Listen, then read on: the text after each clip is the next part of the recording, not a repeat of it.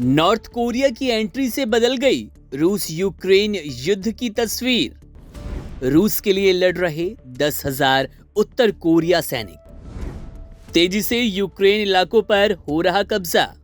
रूस यूक्रेन युद्ध के बीच सबसे बड़ी चर्चा है अब नॉर्थ कोरिया को लेकर।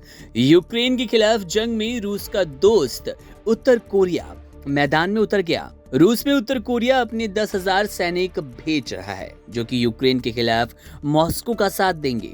नाटो ने भी इस बात की पुष्टि कर दी।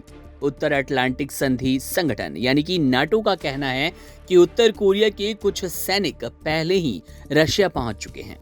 अमेरिकी राष्ट्रपति जो बाइडेन ने रूस में उत्तर कोरिया की सेना की तैनाती को बेहद खतरनाक बताया।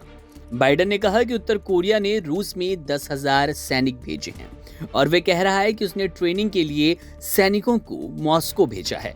नाटो का साफ कहना है कि यूक्रेन के साथ रूस के 3 सालों से चल रहे युद्ध में अब उत्तर कोरिया भी शामिल हो गया। वे रूस की मदद के लिए अपने सैनिकों को मॉस्को भेज रहा है।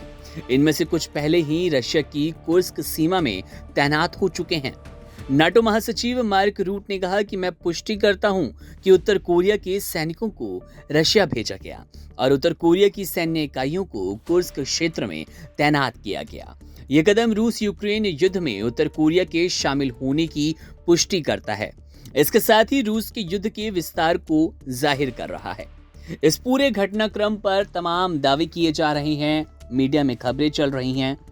कई चैनल्स इस बात का दावा कर रहे हैं कि यूक्रेन में लगातार जंग को बढ़ाए रखने के लिए रूस की ये नई चाल है और रूस नॉर्थ कोरिया से मदद ले रहा है। वहीं पर कई दूसरे चैनल्स इस बात का भी दावा करते नजर आ रहे हैं कि अभी सैनिक रशिया नहीं पहुंचे हैं। आपको बता दें कि इससे पहले जून के महीने में रूस के राष्ट्रपति व्लादिमीर पुतिन ने उत्तर कोरिया का दौरा किया था। वे 24 साल बाद उत्तर कोरिया गए थे, जहां पर प्योंगयांग एयरपोर्ट पर उत्तर कोरिया के नेता किम जोंग उन ने उनका स्वागत किया। इससे पहले पुतिन और किम जोंग उन की मुलाकात पिछले साल सितंबर में हुई। तब किम जोंग उन रूस के व्लादिवोस्तोक शहर पहुंचे थे।